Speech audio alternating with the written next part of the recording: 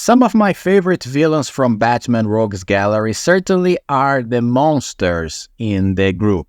Killer Croc, Clayface, and especially Man-Bat. And was looking for old comics focusing on this villain that I found a very strange and unusual comic with the Man-Bat as a main character from 1995, entitled Man-Bat, with a story by Jamie Delano and John Bolton. This is a comic book that brings the villain as the main character of the story, but at the same time also brings some interesting elements like the art of the drawings that are very realistic as almost paintings, kind of similar to the Alex Ross style from comics like Kingdom Come. So upon discovering this comic, I decided that this should be my next video in this channel about comic books, old classics from Batman. So let's take a look at this story. My name is Gus, but you can call me BATGUS, and let's go. The whole comic has 3 issues, and the first issue starts with this biplane flying over the desert, when it is suddenly overrun by a swarm of bats that attack the flying vehicle. The pilot does a rough landing, and we are introduced to one of the main characters of the story, that is this girl called Marilyn Monroe. That's right, she indeed has the name of the famous actress, although her name is spelled differently. And her partner in the plane is this pilot called Mac, that is helping her to get someplace. Apparently they have a thing together, because after this scene they go to a trailer in the middle of the desert and have a one night off in the trailer. Then they fly to a secret base in the middle of the desert and invade the place to take pictures of some sinister experiments that are happening inside the location, using animals for that. And one of these experiments escapes from a cage and attacks both of them. Marilyn is able to escape, but the guy is killed viciously by the animal, which is a cool scene. Marilyn gets the plane and is able to escape the facility, but she was also able to get a flask with some chemicals inside that were being used in the experiments. Then we are introduced to Batman himself, that is being briefed on what happened in the facility by some executives of the place. The name of the company is Eden Corp, and it messes with genetical engineering. And let's take a look, because this is the main thing of this comic. Look at the design of this Batman.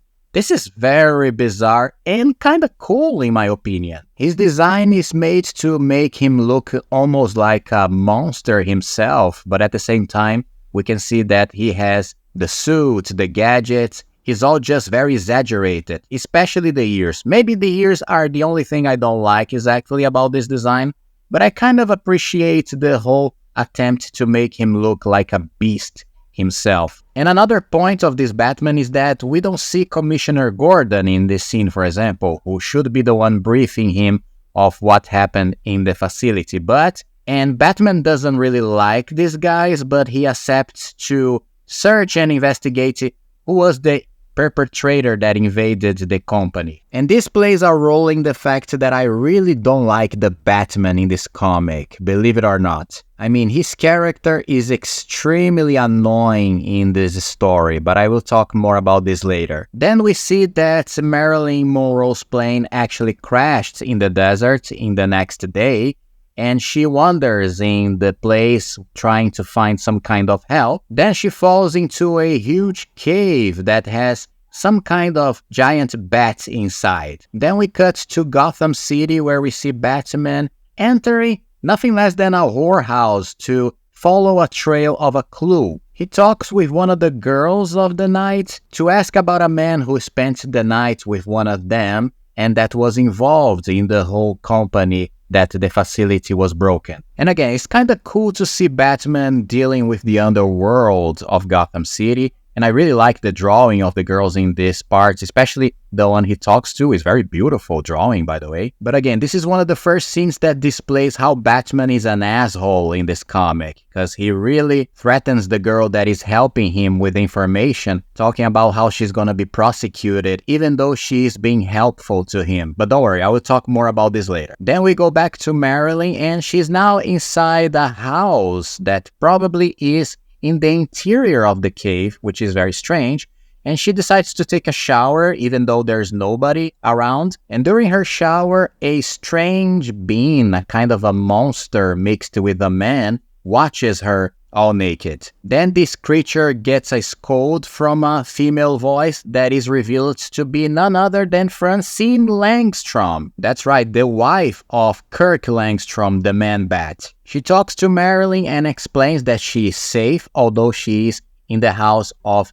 a new breed of species that she is also part of, because Francine in this version has bat wings, just like the man-bat. She quickly explains the story of Kirk Langstrom and how he experimented with his own genes to transform himself into the man-bat, and that was a long time ago, because today he is something completely different. Then we see the Batmobile driving through the desert, and again, I love the design of everything related to Batman in this comic, especially the Batmobile. Look at this Batmobile. This is exactly what a Batmobile should be. Is a Tim Burton's version with the face of the bat in the front. And I really, really love this design. I love when the Batmobiles or any vehicle from Batman has the face of Batman in the front. But again, the character himself is terribly portrayed here. He questions a guy in the middle of the road to get more information, and we cut to the lair of the man-bat in the house inside the cave, and we are introduced to the creature that was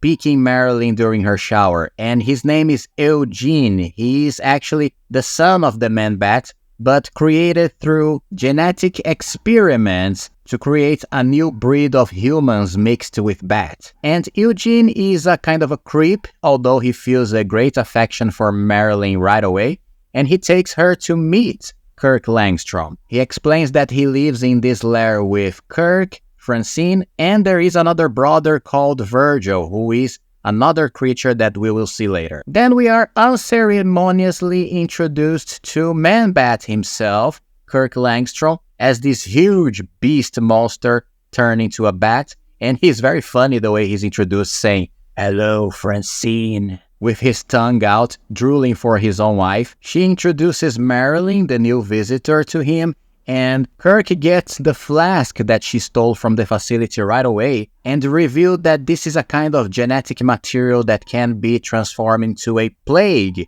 that can possibly wipe out humanity. And this turns him on immediately, makes him fascinated by the idea of being the destroyer of humanity, because he hates them. In this moment, Francine Langstrom starts to feel some pains, and Kirk helps her by enveloping her in his wings, and apparently she is suffering a new kind of mutation that was part of the process of her transformation. Then we cut to a moment that is kind of funny, but this was the moment that I really convinced myself, okay, Batman is an asshole in this comic. Batman speeds the Batmobile in front of a police car and he is chased until he is stopped on the road. And the idea of Batman receiving a ticket for driving above the speed limit is kind of fun, but here is done with such exaggeration that is very strange.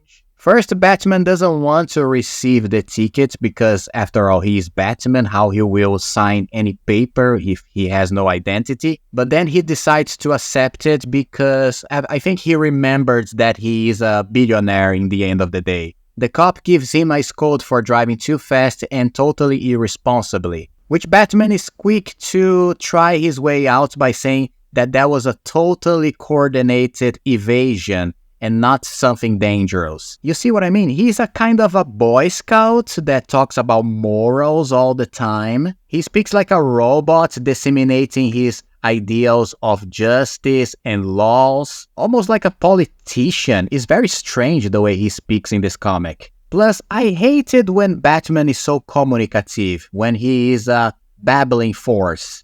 I mean, this is something that most of interpretations of Batman, including the movies, always understood, that he doesn't speak that much, if you think about it.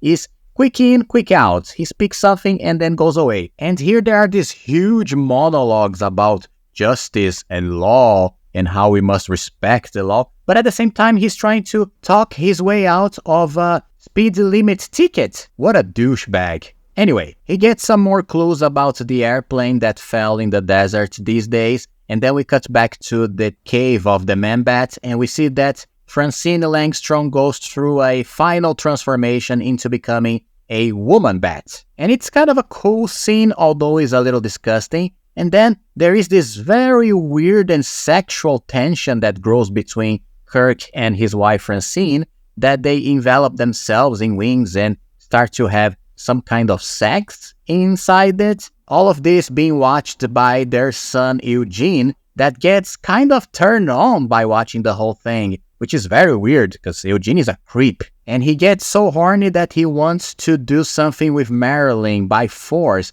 but she obviously blows him off, which makes her feel pity for the guy because after all, he's just a lonely beast that has no fault for being what he is. This scene is intersected with Batman talking to an Indian guy and climbing a mountain to get to the point where probably the girl Marilyn disappeared. And it's a kind of a cool scene again because we see Batman riding a horse with the Indian, talking about their differences. The Indian actually gives him his own hat to protect his head from the sun, which again is very funny, but I like this kind of things, like unusual ideas with Batman, especially to see him putting a hat and having his ears sticking out of it. Then at night, Marilyn has a drink with Eugene in a bedroom of the house. They talk about his brother that is a creature called Virgil, that in the process of the genetic engineering by Kirk Langstrom, he became a little too human and a bat at the same time,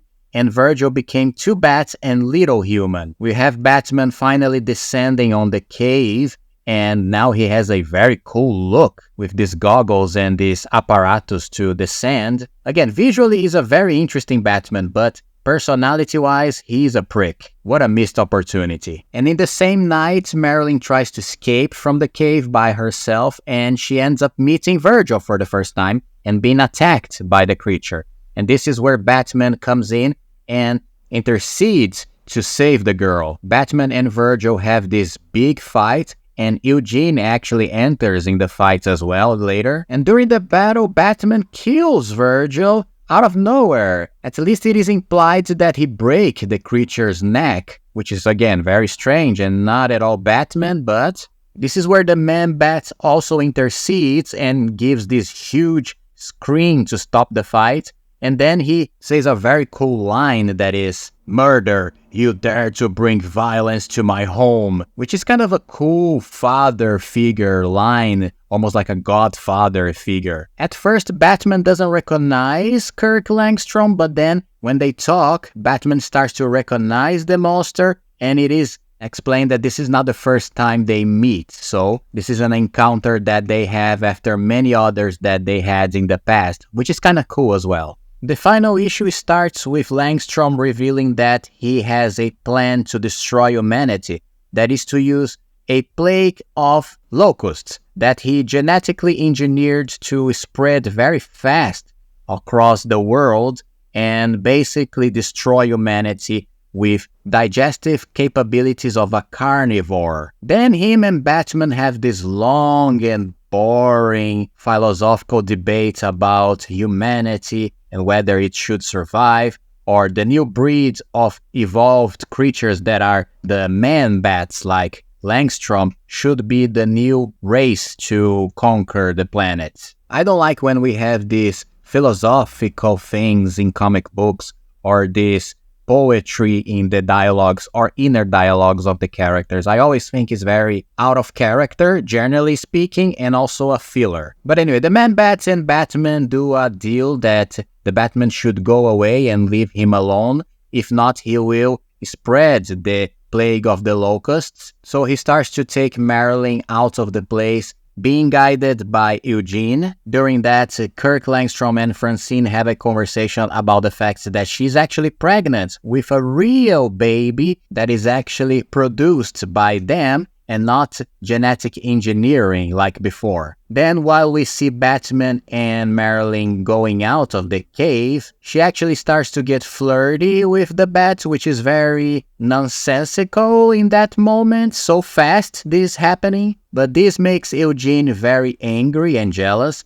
Then Batman, that is not a fool, decides to do something before he leaves about the whole locust thing. So he wants to reach the box filled with the animals inside to do something about it, but then Eugene tries to stop him, and in an accident, the box breaks and releases the locusts in the air. So the swarm of locusts fly all around, and they actually bite Flash, and Batman protects Marley inside his cape, which again is a cool scene. So there are many cool things in this comic, although the story itself is very strange and a little out of character. Then the main bat arrives, and upon seeing that scene, he decides to do nothing to stop it, because in his point of view, he doesn't give a shit about humanity anyway, so the Pandora box is open, like he says. Then Eugene guides Batman and Marilyn out of the cave finally. He is very angry with the girl and disappointed with her. After all, he was in love with her. Then we have this very stupid argument between Batman and Marilyn because she wants to celebrate the fact that they are free. But Batman, again, is a very cold prick in this, and he makes sure to remember her that she will be arrested and prosecuted in the future because she broke into the facility that was messing with genetic engineering. And even though she tries to explain that she was doing that to help the animals being tested, he doesn't give a damn. So again, Batman is a prick. This scene intersects with Kirk Langstrom inside his cave, and he is talking with Francine and Eugene, and all of them are having an argument about the fact that he became such a cruel and cold monster that really doesn't give a damn about humanity and doesn't care about such a big extermination of a race. And his wife talking puts some reason in his head, finally. After that, we see Batman and Marilyn trying to deal with the spread of the locusts. She tries to smash them, even though that will not help at all. And Batman actually uses gasoline and fire to create a huge explosion that kills many of them. But this also doesn't help much because, again, the swarm of locusts is too big. So Marilyn actually gets very regretful of what she has done, and she's afraid that she will be responsible for this plague spreading on Earth. And she tries to get a little comfort in the arms of Batman, trying to get some affection from him, but again, he's a cold bastard. And then we have this scene where Man-Bat and his wife and his son actually get out of the cave with a swarm of bats that make sure the locusts don't survive, and they all devour the insects one by one, stopping the whole swarm and the whole plague, which is actually very cool as well, and it's a good turn for the character of Man-Bat. Then him and Batman have a final conversation when they meet in terms, because Man-Bat says that he will live on his cave with his new breed and get isolated from the whole world, so Batman lets him go. After that, Marilyn and Batman have a final conversation as well, which she tries again to get all mushy with him. But Batman, being the bastard that he is, he doesn't care and handcuffs her to take her to prison because, again, like I said, during all this comic, Batman is a prick. But of course, this can be a message that during all this comic, this character Marilyn is all attractive to all the men around her and everybody gushes over her. So the only man who can possibly resist her is the Batman. So it could be one of the messages. And this is it, Man-Bat, the comic in 3 issues from 1995. Again, there are many things I like about this comic. I like some layers of story regarding the species and the evolution and mankind being destroyed. But at the same time, there are too many lines of dialogue and a lot of filler, in my opinion. At the same time, none of the characters are actually relatable, especially Batman, like I said, and the Man-Bat, who are the main characters in the comic. So this definitely can be a problem, but I absolutely like the visual of the comic and the style of drawing with these realistic images and exaggerated design for Batman. So this is pretty cool. But I decided to make this video because this is one of the weirdest comics I ever seen from Batman, and I love this kind of content, so here you go. And if you liked this content of Batman and want to see more videos about other comics, especially the ones that people don't talk very much, please consider subscribe to the channel and leave your like in this video so we can keep talking about Batman and DC Universe together. And this is it for now. Thank you so much. See you in the next Bat video, and bye-bye.